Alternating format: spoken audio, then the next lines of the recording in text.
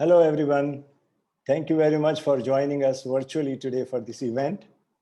For the next 60 minutes, we are going to talk about AI in breast cancer imaging and discuss its current state of adoption, challenges, and benefits. We are joined by some regional and global experts. And I would now request them to introduce themselves.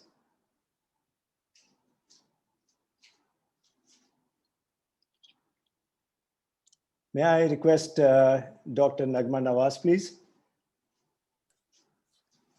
Good evening, everyone. I would like to start by thanking the organizing committee for including me in this webinar, which is addressing an extremely important and current topic. So I'm looking forward to these next 60 minutes of discussion. To introduce myself, I am a breast radiologist. I've trained in Ireland and UK. I've been a breast radiologist for about 18 years, and for the past 14 years, I've been in Abu Dhabi. Initial 12 years in Sheikh Khalifa Medical City, where I was leading the breast imaging. I was also the lead for the subcommittee of breast in the Radiology Council in Seha. I've recently, less than 2 years ago, moved over to Cleveland Clinic to set up their breast services, where I'm the section chief for breast imaging. So that's my introduction about myself. Thank you, Dr. Nawaz. Next, Dr. Minatullah Tawfiq, please. Thank you, Harsh, and thank you, everybody. I'm looking forward also for this evening. I'm a dedicated, experienced breast imaging, breast intervention radiologist for the last 12 years and a work span experience of 16 years. I've worked in Egypt in very busy hospitals. My last post in Egypt was in Bahia Hospital, the biggest screening and cancer treatment charity hospital in the Middle East. Now I'm the head of the breast unit of NMC Sharjah Hospital, which was formerly Al Zahra Hospital, which I founded and established it from scratch. And thank you again. Thank you very much. And Chris, can I ask you to introduce yourself, please? For sure. Thank you for the warm welcome and introduction, Harsh. My name is Dr. Christopher Austin. I'm the Chief Medical Officer of Chiron Medical Technologies. I'm based out of Seattle, Washington. I come with over 20 years of both clinical and industry experience, which includes over 6 years working in the imaging AI space, 3 years of which in that domain I spent with GE Healthcare prior to joining Chiron Medical about 3 years ago. Chiron, interestingly, just in way of background, and I'll give a little bit more in the webinar today, but Chiron's a UK-based company, internationally recognized for developing AI solutions, specifically targeting breast cancer screening, breast cancer detection. I'm specifically delighted to be part of today's discussion because I had the pleasure back in 2008 to 2010 to do a lot of work within the region. In my previous roles, I've done work with DHA, with SAHA, with HAD, and some projects, particularly around evidence-based care and the use of digital technologies with the Ministry of Health in Saudi Arabia. So it's a real exciting time to be talking about technology and recognizing the region in particular in their interest in these kinds of technologies to really advance healthcare. So delighted to participate with such a great panel today. Thanks, Harsh. Thank you so much, Chris, and thank you all for your nice introductions. My name is Harsh Dungarwal, and I'm your host for this event. Let me quickly introduce myself. I have spent last 4 decades working in the healthcare space in Middle East, and most of these years I have been working with radiologists all the time and with the technology of Philips Healthcare.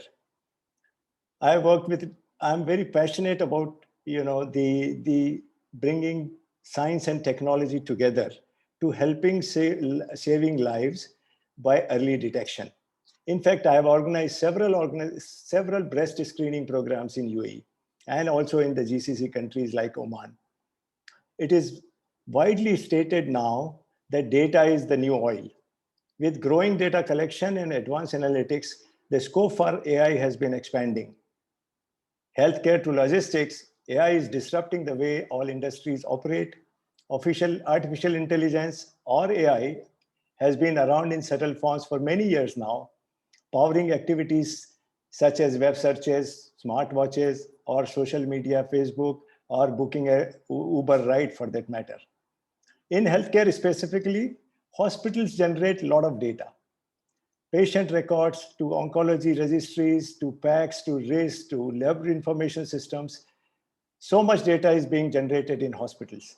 And many clinical entities have already started harnessing the power of this data analytics to help themselves to improve clinical outcomes and or operating efficiencies. If you look at some examples in healthcare, healthcare is one of the main areas where health AI is making a big impact. And some of the examples I can see is development of treatment protocols, precision medicines, patient monitoring, automatic reading of ECGs, and to name a few. Now talking about the region, we are in the Gulf countries, GCC countries such as UAE and Saudi are leading the way in adopting and realizing the benefits of such technologies. In fact, UAE has also appointed the Minister of State for Artificial Intelligence and has announced its strategy, AI strategy for 2031. There is a government mandate in UAE to use AI and new technologies across all ministries and become world leaders in AI. They are also promoting a collaboration between public and private sector to accelerate the adoption of AI in UAE. So today we talk about the use of AI in imaging and what are the challenges to integrating it into the radiology. I would like to ask now Chris to talk to us more about Chiron's AI-based product, MIA. So may I ask Chris, please?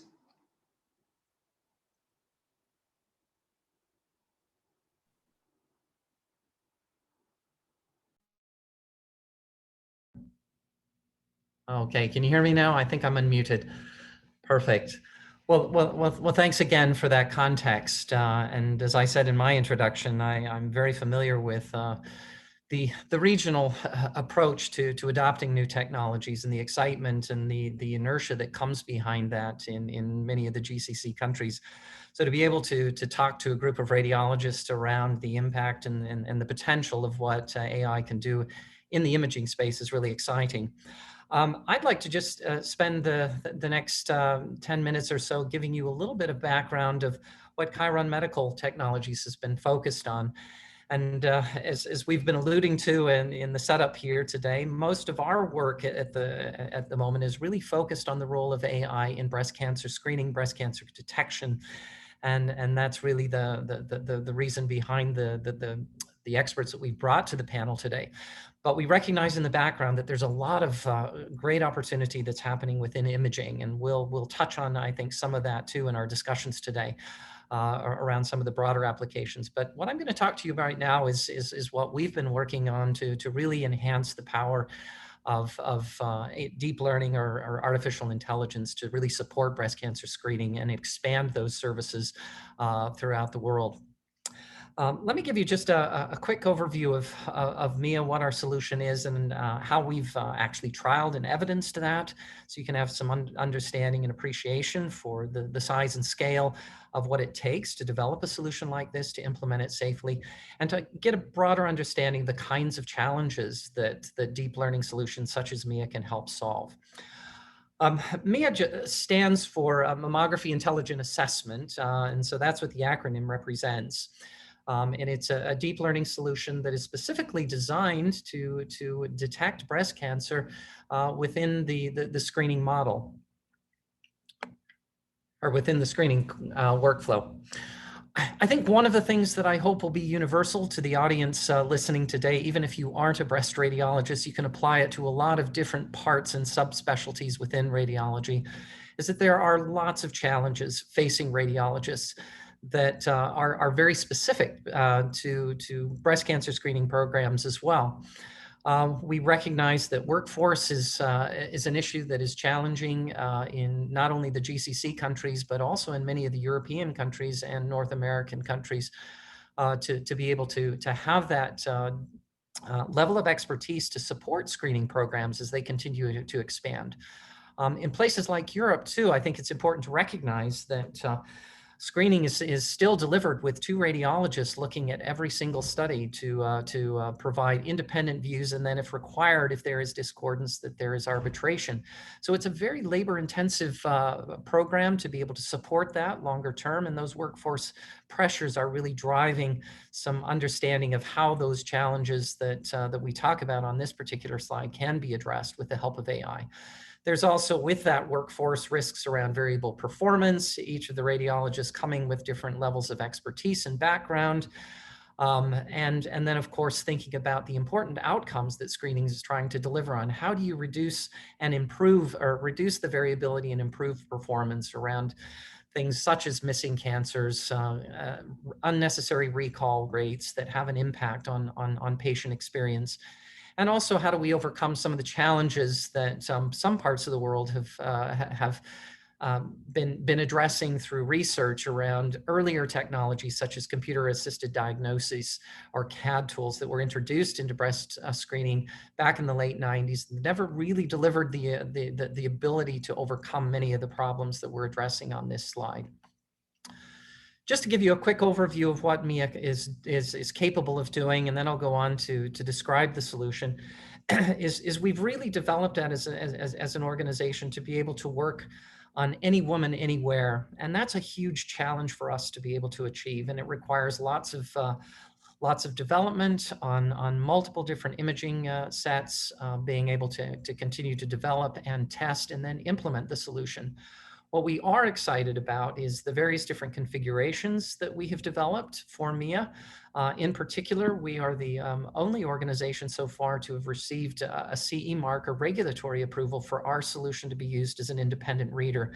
And that's really important in trying to support these double reading screening models that are workforce pressured, where our solution can actually step in and replace one of those readers, but provide double reading quality. And in some cases, as we're showing through our evidence, the double reading model with a single human plus AI or our solution MIA actually delivers even better outcomes when it comes to cancer detection rate, reducing interval cancers, and also recall rates. So just a quick understanding and overview of how MIA has been developed. As I was mentioning, the importance of developing safe artificial intelligence applications requires enormous amounts of imaging data and clinical data. And Chiron's been very, very focused on representing the importance of doing this with an incredible amount of clinical rigor.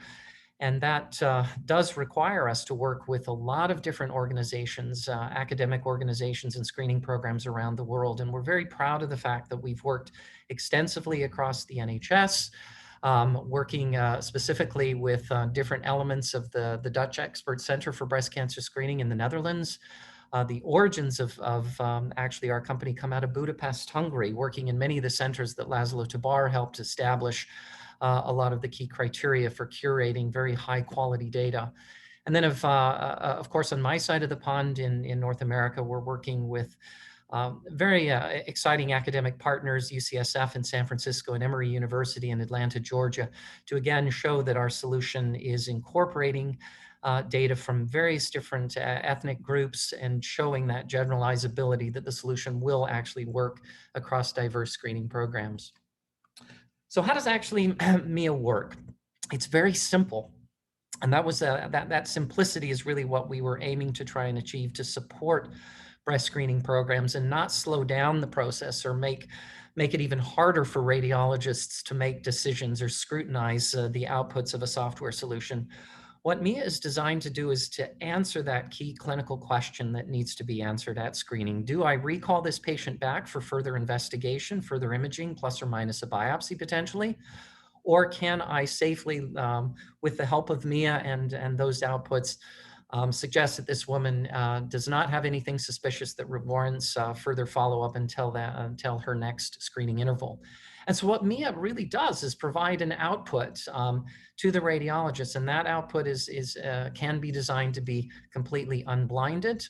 or blinded, depending on how the organization or the screening program wishes to deploy it. So for example, in many of the double reading programs that we're working with in Europe, the radiologist doesn't even see the output of MIA until the decisions have been made. Other things that MIA can provide are explanatory regions of interest that you can see on this image. If the radiologist is interested to understand where the information and the signals coming from that the software is using to make its clinical decision. So I'm just going to spend a couple more minutes giving you a little bit of oversight around the evidence generation that we've done so you can have some reassurance about how these kinds of solutions are being evaluated and scrutinized. And then I'll finish up just showing you a couple of demonstration cases so you have a sense of how MIA actually works. As a company, we are very proud of the fact that we do very large-scale, robust clinical studies. They're all independently vetted by a CRO. And our very recent study, which we completed at the end of last year, and parts of which we already have presented at RSNA last year and received actually from the Aunt Minnie organization, one of the top 10 papers that was presented at RSNA in 2020. We completed a multi-country study across multiple sites in the UK and Hungary, 7 screening sites in total, which included mobile units. And the size and scale of this study included over 250,000 cases. And in fact, it was 270,900 to be exact, representing over 180,000 women. This is a retrospective study, but truly representative of a screening population. So we did not artificially enrich the sample, and we used all of the data that was provided over the course of a 10-year interval which represented 3 screening rounds in the UK and 5 screening rounds in Hungary. We demonstrated multiple performance of the model on multiple clinical endpoints, including sensitivity and specificity, but also real-world metrics such as recall rate and interval cancer detection rate. We also showed generalizability of the model to perform equally well across images that are generated from multiple different hardware manufacturers. I think the summary of our study so far, which is just going in for peer review at the moment, so we're very excited about the results to be made available through a peer-reviewed journal. But I think some of the key things to just quickly pick up on is the two different studies that we ran, and this was all run in a double reading screening environment, is we ran MIA's performance against the historical single reader to show how it performs against a single human, but also how MIA can perform against the historical double reading model. And what we've demonstrated, which you can see under the second category here in green under the double reading results, is first and foremost, from a clinical quality perspective, we show that AI as an independent reader performed in all metrics either non-inferior to the double reading model and performance of the humans, but also superior in most of the metrics. We also showed the ability, as a result of inserting MIA as a second reader in this model, that we can automate 45% of the entire workload, which is significant when you think about some of these workforce issues that are facing regions like yours. We compared the performance of MIA to all the UK national screening benchmarks and met all of those metrics from a superiority testing. And then we also tested too MIA's performance on a number of subsets of different cancer types, including invasivity, histological grade, and tumor size. So I'm just going to finish up here and show you 2 cases just quickly to give you an understanding of how actually MIA performs, so you can get a sense of what kinds of decisions, what kinds of cases MIA is capable of looking at, and how MIA makes a decision. And again, what I'm showing you here is all customizable depending on how the screening workflow is set up. So some of the information that I'm going to show you here would be custom depending on how that setup would work in your environment. This first case is actually a negative case. So this woman came in for screening. She's a 45-year-old woman with quite dense breasts, and you can notice that there are some large rounded densities on the left side. Both radiologists, so these are all from double reading models, double reading screening models, whoops. Both radiologists in this particular case agreed that this woman should be called back, largely because of those suspicious areas on the left, both on the CC and the MLO view. But as you see in this, in the blue boxes at the bottom, and these are all run retrospectively. These cases, I should add, that this case was proven to be negative based on evidence that we have following up this particular patient on her next screening interval. That there was no evidence of an interval cancer. So in this case, had the Mia's decision been followed, this woman would not have warranted or required an additional recall and workup. So here's an example too so the first being a negative. This is an example of a positive case, just to give you an understanding of how Mia can actually detect as well. This particular case is slightly more, certainly more unfortunate than the previous one, in the sense that this is a 68-year-old woman whose initial scan was actually reported as normal by both of the radiologists. As you can see, the mammogram shows slightly dense breasts with some heterogeneous parenchyma, and this woman was not asked to recall. But if you see in the bottom of the screen in the next here, Mia's recall suggestion run retrospectively on this particular case actually suggested that on the right CC and the right MLO views that it would be warranted to recall this patient. And you can see Mia's drawing some explanatory ROIs around some suspicious areas that it was focusing its attention on. And unfortunately, this woman actually represented as an interval cancer subsequently. So we do have biopsy proven data on this particular case that this woman, although she was sent back and not brought back, she reappeared months later with a developing interval cancer that was biopsy proven. So those are just two kind of examples to give you an understanding of how Mia works. I want to just conclude with this slide and hand back to Harsh to really say that, you know, Mia and AI in general, and I'm really making a plug for the power of AI and humans to come together to support the work that the clinicians do, the work that you all do as radiologists, but also the providers and ultimately the patients, and all of the different outcomes and benefits, whether those are operational, clinical, or even financial and economic, that can come about by leveraging and embracing this new technology in a safe and a robust way. So thanks for giving me some time to do that introduction. And I'm going to hand back to you, Harsh, and I'll stop sharing my screen and let you continue on with the discussion.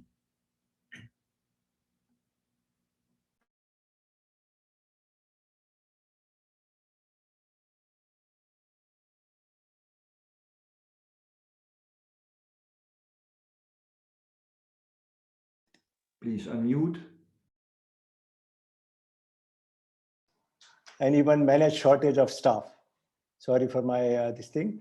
I really like your last slide where you summarize that AI can help radiologists to be more accurate during initial diagnosis, and at the same time helps providers and institutions as well with the cost savings and even manage shortage of staff.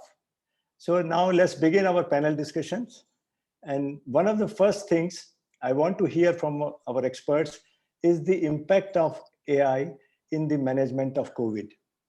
And more specifically, you know, we have seen that during COVID, there is a rapid increase in adoption of technology in AI in many parts of the world, be it in the areas of contact tracing or enabling chatbots to answer queries from the healthcare services.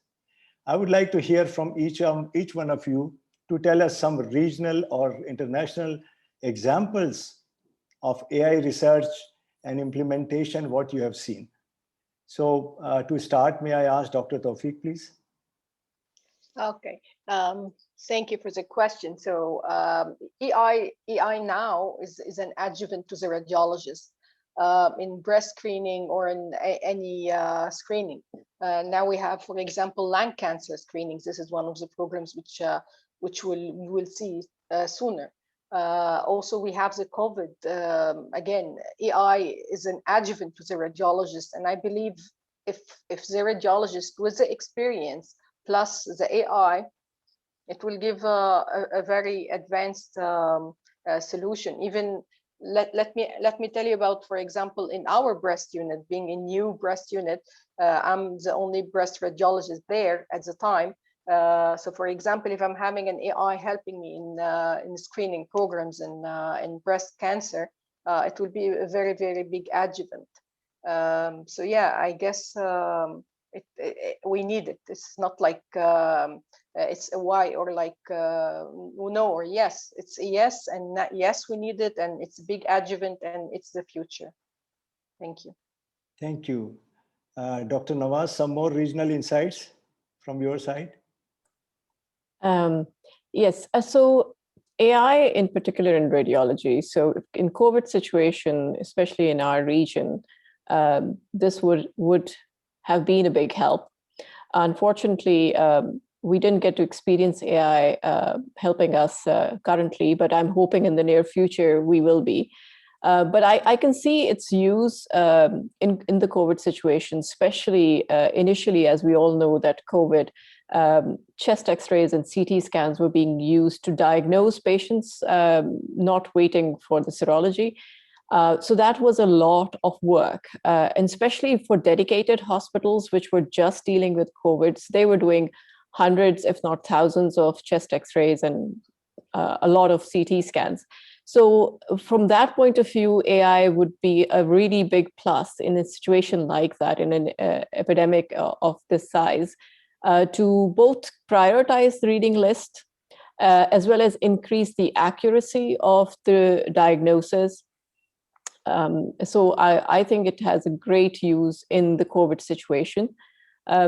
Secondly, what I think is that as we all experienced in COVID, there was a huge drop in the workforce, both as doctors being humans were affected by COVID, so the staff was reduced because of that. And secondly, especially at the peak times of COVID, we had reduced staff coming to the hospital. So, the hospital was divided in two teams, A and B. So we were halved by staff. So that was also for radiology.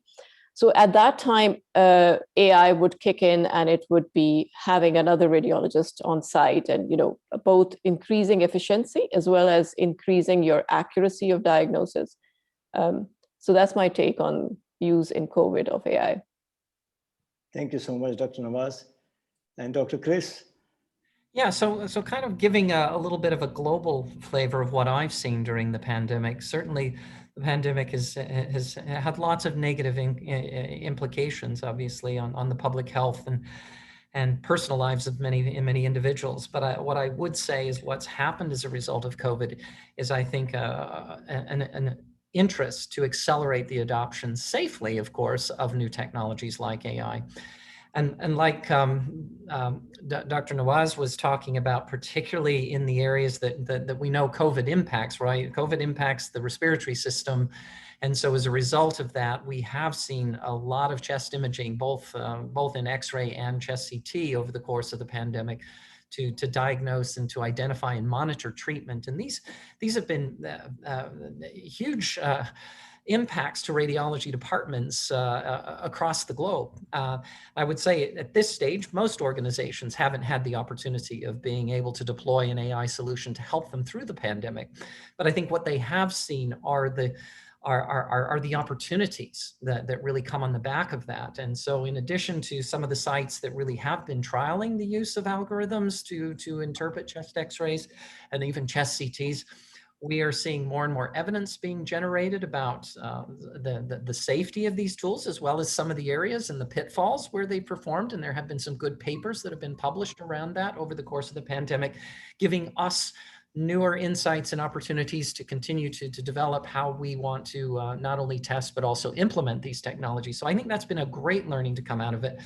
Another application, although it wasn't really COVID specific, that I think has been very interesting and is the use of AI technologies for early stroke detection and triaging patients with stroke very rapidly. There's been a lot of advancement in that, particularly in the United States, and so much so that the Center for Medicare and Medicaid Services actually awarded a reimbursement code now for the use of AI technologies in early stroke detection.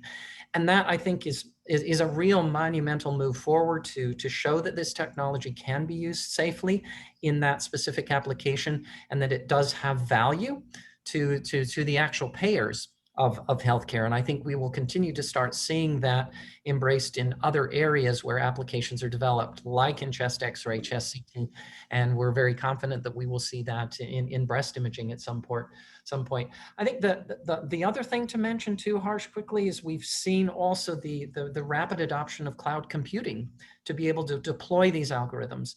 These algorithms are data hungry and data intensive, and organizations have struggled to figure out how they would develop that infrastructure and afford that infrastructure to deploy it. So our friends in the cloud world who have been providing services to lots of other industries have struggled to penetrate healthcare because of all the concerns around data protection and data sharing issues and data privacy, which of course I don't want to undermine in my answer here, but at the same time, the pandemic has allowed organizations to safely start adopting cloud computing and recognizing that in many instances, these providers can deliver a safe service to healthcare providers. They can do it more cost effectively. And as we move in that direction to adopt AI technologies, it's inevitable that those are going to be the partners that healthcare organizations are going to need to work much more closely with to be able to deploy these solutions at scale and really get the value of it. So that's a little bit of my background, I guess, or my response to that. And I would add one more piece, Harsh, to that. And I think it is recognizing very specifically around breast that because of COVID, and I think it's been alluded to by the other panelists, screening programs have either been paused or stopped or run at a much smaller scale because of the pandemic. And we are seeing organizations really trying to struggle now to understand how do we identify those women at high risk and bring them back first. And AI is promising to try and help that. And we're working with providers in Europe and in the United States to help prioritize those women who should be coming back sooner using AI technologies. So there's a lot of very specific, I think, opportunity to benefit women's health initially just coming out of the COVID pandemic by the use of AI. So I'll come back to you again. Thank you, Chris. I know it's your subject and you're very passionate about it. Just to add as one-liner from UAE, COVID, on one side is a disaster for the world, but on the other side for technology, people have started accepting it and looking forward to adopting these technologies in our day-to-day life. So quickly, I come to my next questions about the awareness of these screening programs across the population. And in UAE, we know that more than 75% breast cancer patients seek medical advice only after experiencing a sign or symptom of the disease. It's also been noted that big challenge in the region is increasing women's participation in the breast cancer screening program. And also there is a lack of awareness about the importance of early detection. And here I like to hear our both experts from the region, Dr. Tawfiq and Dr. Nawaz, your opinion and what can be done to support this cause. So may I ask Dr. Nawaz to start with, please? Yes, this is a very sensitive, very important topic, and it needs to be addressed very aggressively. We've been lucky in Abu Dhabi. HAD, which now is known as Department of Health, has always prioritized breast screening. COVID had slowed everything down, so also Department of Health, but now they're back on track, and I'm hoping to see very soon, very quick changes. So how do I think this should be addressed? One, I think most important piece, in my opinion, is to start with addressing the clinicians. You have to make every clinician, whether it's a GP or it's a specialist, so they need to be aware that if you see a patient for any reason who is in the eligible age of screening, they have to highlight it to the patient and they have to promote for them to go and get themselves screened and then regularly screened. So that would be one piece which needs to be addressed. Second, of course, as throughout the world, the general population needs to be addressed by advertising on different platforms, whether it's media, whether it's on billboards, whichever form as these webinars are, so, making people aware of it. The third thing is the stakeholders, which includes the medical insurance companies in this pool, that they should take screening very seriously and they should include it in every package they offer. So even the most basic package should have a screening mammogram included for eligible age females. That would really help for people to come and get themselves screened. That's my take on it. Thank you very much. Dr. Tawfiq, may I request you? Yeah, I would like to share our experience in the breast unit. So I couldn't agree more with Dr. Nagam. It's about awareness. So first thing I would tackle is awareness and targeting the target group. So what we did is, of course, we went to the clinicians and we asked every eligible woman who's having is in the right age for screening to be submitted for mammogram. This is first thing. Then we went for lectures to schools because I believe schools, this small children, this is our future moms. So we went for the future mommies and we did lectures for them, lectures in the banks, in the schools, and everywhere in the region. So it's like tackling the target group. This is what we did. This is the first thing. The second thing is the technology. When they knew that our mom was very advanced, it's a 3D, it's digital, it's low dose mammogram, and we tackled why they fear the mammogram. They fear because they heard it's painful, and they heard it's harmful because it has radiation. This is the two things we tackled, and they believed us and they came. Third, of course, is the artificial intelligence. I think if we announce that we're having a new advanced machines and we have like a consultant, like a second eye with me, who's like tackling everything with me and helping, I guess the audience and the target group will feel more comfortable to go to the screening programs because they know that the doctor is experienced, the machine is totally advanced, and we're having the AI help and support.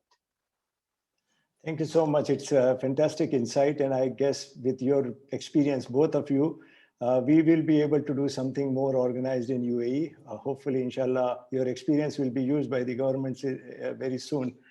Moving on, we are, by the way, running, there are many questions coming up. So please, we need to look at our time for the, to keep it brief. And I would request the audience to please put their questions with their names on. We will take it up as much as we can. And if there is if we cannot answer, that we will reach out to them with their answers post via the session. And they can also write it on the emails. So your questions are acknowledged. There is plenty of reaction coming, which is very, very interesting. Moving on, I'm just quickly moving. There is always an aspect of, for a layman especially, you can say, being able to trust non-human diagnosis for a patient and, the doubt that will it be accurate. So how can safe adoption of AI benefit imaging departments as they are to strive to deliver on goals of the national breast screening programs? So Dr. Chris.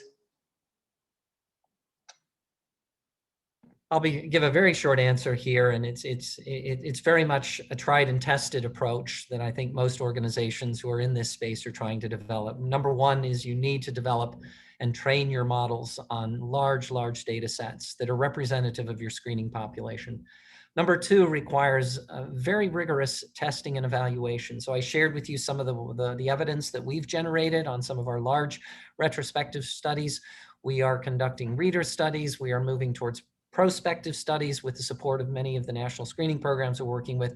That evidence is really valuable to ensure safety and understand the gaps of where the model might need some additional support and development. And number three, it's around implementation. So as part of our evidence generation, we aren't just stopping and waiting for more evidence. We are safely, through a phased approach, implementing this technology so that we can continue to generate more evidence, but also allow the clinicians to start seeing the kinds of decisions that the software is making. So those are the three things that we focus on, and that other industry partners are really focusing on to show the safety of the solution. Dr. Nawaz, your comments, please. So yes, it is. I mean, I know the immediate instinct is, oh, is it going to take over my job? Which I hear from colleagues, from people all the time. So I would not think of it as a competition. I would think of it as a complement to radiology services. There's plenty of work. There is a huge amount of imaging happening. In fact, more and more diagnosis is becoming dependent on imaging first and then seeing the patient. So to tackle all of that, if we think of artificial intelligence as a help, both making us more efficient, both prioritizing our reading lists. For example, in screening, I find it fascinating that, if you have 100 mammograms to read and it can prioritize which ones it has flagged that it needs to be read first, because there is a finding on it, that always will help the patient. It will make your efficient service in the hospital by referring the patient to the right physician to be worked up further. So I think it's a great help. I think it should be looked as a help, not competition. It's a complementary service to radiology. That's what I think. Thank you very much. Dr. Tawfiq? So yeah, what we fear most as a radiologist, and I'm talking not about myself, but about my colleagues also. This is what I hear is like the misuse. I think it mounted with experience, it shouldn't be misused. I mean, we can lower the false positive, we can lower the false negative by the help of the artificial intelligence. So like Dr. Nagham said, it's an adjuvant. It's not, it's like complementing our work. It will not take over anything. And it's very, very important in the world we're living now, because I mean, the breast radiologist cannot read more than like the available mammograms they have. So if we prioritize our time, it will be even better. So I mean, the answer to this question is experience. If the breast radiologist is experienced enough to know and to agree with the artificial intelligence, or disagree at sometimes, that would be the key. Thank you. Thank you very much. And in this, I had one more question, which is very often comes to us from generally all the radiologists. And I think you both have already answered that question. And that was, should the radiologist in UAE or even in GCC be concerned about introduction of AI?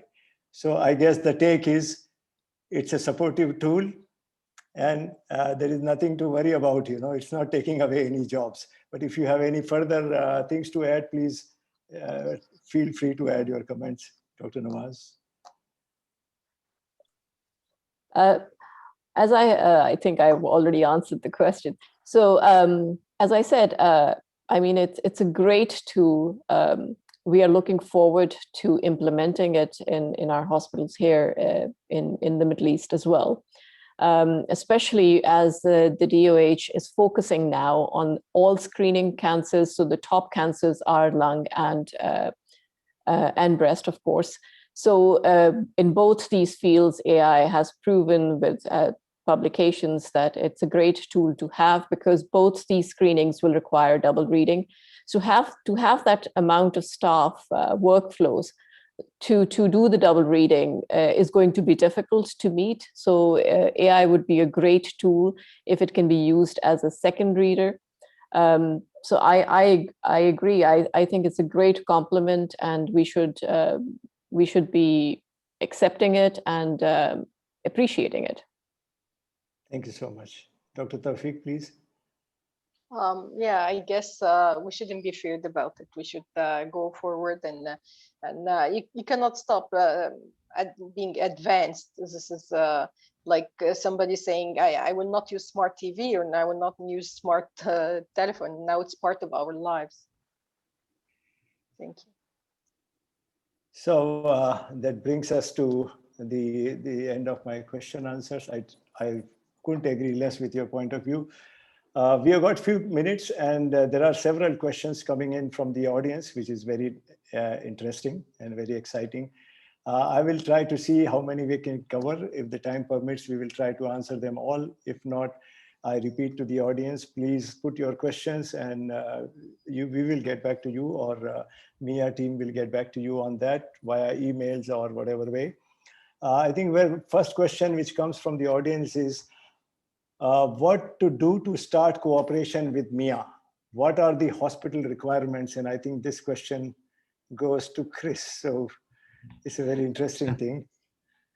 Thank you, and I appreciate that question being asked. That there's a much broader answer and more deeper response that I wouldn't have time to go into a lot of detail here. But let me just give you an overview of some of the ways that we are working with other organizations, because I think that's also a way to signal how we are very excited to be able to work with national bodies within the GCC countries and within the UAE to really understand how we can do this in a way that's appropriate and that will work for your region. So we follow different models if we're working with a partner or a collaborator in the UK versus in other countries in Europe or in North America. So I think I do want to qualify that. But in terms of working with collaborating partners, we like to make sure that we understand how the screening program is working in the country and have a deep understanding of what the workflow looks like, have a good understanding of what problems they're trying to address with AI, and then using that to really develop an implementation model that involves really understanding the clinical workflow, where a lot of the imaging data is stored, and how we provide access to that imaging data in a de-identified safe way for the software to actually review the scans and provide an output. So for example, in the UK, and which I think is probably a better example for how the models could work and what we could learn from and apply to different opportunities in the Middle East and in the GCC. We're working very closely with the National Health Service's National Breast Cancer Screening Program across England and Wales. We're also working independently in Scotland, which runs its own service. And we have actual support from those individuals who actually oversee and design the guidelines for breast cancer screening in the UK to ensure that we're doing this in a compliant way, that we're doing this in a way that will generate the evidence that they require to be able to support full deployment. Chiron in particular, just to give a little bit of an overview of how different governments are approaching this, we are seeing governments like the government in the UK actually providing money and funding organizations to support proofs of concept and implementations. And Chiron was the sole recipient of an award from the National Health Service in the UK to actually implement MIA within the breast cancer screening service. Over approximately 20% of all of the screening sites are going to be using MIA, generating evidence and allowing the radiologists to provide feedback in terms of how it's performing. So those are the examples that we see. There's a lot more, I think, technical question or response that may sit behind that person's question. But I think what I would just summarize again is really having that support at the national level and at the provider level and at the clinical level is really how we select and work with partners most effectively. And again, I'm bringing up the safety word too, but how we generate and implement at a safe level, but also at scale, so that there's enough evidence for other organizations to follow on and implement in a similar fashion. Thank you so much for your detailed explanation, Doctor. And again, I want to repeat to the audience, please, if you have more detailed questions or queries, please feel free to write to Chiron and they will get back to you. The next question is coming more from a radiology point of view. How can I recognize breast cancer from atypical fibroadenoma on mammography without the presence of surrounding microcalcifications? Dr. Nawaz, would you like to answer this question, please? Do you want me to repeat? Yes, please. How can I recognize breast cancer from atypical fibroadenoma on mammography without the presence of surrounding microcalcifications? Right. So in my opinion, you will not be able to differentiate between, so a fibroadenoma on a mammogram is just going to show up as a well-circumscribed density. And you cannot decide whether it's a fibroadenoma or is it something else. So you need to recall the patient to do an ultrasound and take it from there. So as the question is explaining that if you don't have coarse calcification within that opacity, therefore you cannot decide just on the mammogram that this is a fibroadenoma. Unless you have previous mammograms which are dating at least 2 years or more behind, and you can see that opacity on it and it has not changed size, then you can say this looks like a benign lesion and it most likely is a fibroadenoma, even without calcification. Thank you. There is another very interesting questions coming up. I think it is from a very general perspective and interest of the audience. They're asking, is there any interface or forum which promotes involvement of clinicians, innovator, and AI companies to promote applications of AI in a day-to-day practice? I think it involves all. Chris, you may have some such organization, or what's your thought on it, please?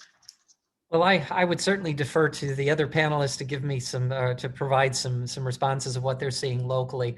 I think what we're seeing in many of the other geographies where we work is that patient and public engagement and involvement in this conversation is key. We have conducted some large studies actually in the UK with patient groups to understand what patients think of the use of this technology. And I would say most of what we are seeing and most of what's being published in the literature by other groups that are asking these questions are that as long as, you know, as long as the providers and the clinicians are comfortable with the evidence, they see this as a benefit to getting a more accurate and more timely diagnosis. And what I think patients also want to know, not only is the diagnosis accurate, but am I being inconvenienced? In other words, will this technology actually help me be reassured that I don't have to come back as an unnecessary recall or a false positive? These are the kinds of questions that the women are really turning to the clinicians to make sure that the science is robust, that the papers being studied, being published are being well reviewed, and that they can provide that reassurance. But by and large, we are seeing a very positive approach from women who see this, particularly in North America or sites which only have one radiologist looking at their scans. They're saying, you know what, I think it would be nice to have a second pair of eyes consulting my scan and not just have to rely on a single radiologist. And so these are the kinds of things that we're seeing. But I'd love to refer to the other panelists and see if they have any thoughts or perspectives on what the patients might be saying in their region. Dr. Taufeeq, any comments from your side? Well, no, not many. Well, because I believe that like we said before, that AI is it should go forward, but I know I don't have any insight for our experience because we don't have it yet. I wish we had. From my local experience, maybe, you know, and since you are always been very actively involved in promoting awareness and campaigns, maybe Department of Health Abu Dhabi, AI lab there could be one organization which can, you know, bring people together and give a boost to this drive in UAE. With your efforts in awareness, with Dr. Nawaz doing a lot of work in Abu Dhabi, especially with Cleveland Clinic, I think we can consider that for the future. Let me move on to the next question, which is again, do we use MRI exam for breast cancer, and what is the procedure? Dr. Taufeeq, you want to comment on that, please? Well, yeah, according to the European Society of Breast Imaging, now MRI is proposed as a tool for breast screening, especially in dense breasts and especially in young females. But it's not approved yet as a way to screen women. Still, the research is going on, and still we need a lot of effort and work to do on it. But I believe, according to my experience, now I'm using MRI as an adjuvant to screening. Like, for example, if the female is having a strong positive family history, she's young age, she will not do, like, before 30 years old, and she cannot do mammogram. So I'm adding, like, she has to do annual breast ultrasound and annual or biannual MRI. which is like, this is my personal experience. And I explained to the patient that I would like her to do MRI, although it's not approved as a screening tool, but just to help me because she's having a dense breast. Because I mean, MRI will definitely show me if there's any enhancing foci or anything to tackle, like any suspicious areas.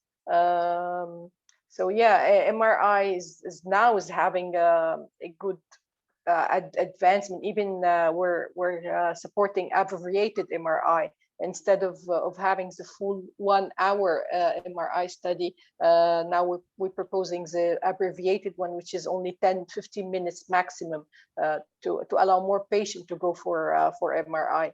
So I think it's a very important tool, and I guess in the future, again, it will be integrated in the screening program. Maybe not now, but in the future, sure, we will see. So one question which I skipped in between was the role of governments and healthcare providers in ensuring that AI can be deployed at a pace while maintaining patient safety.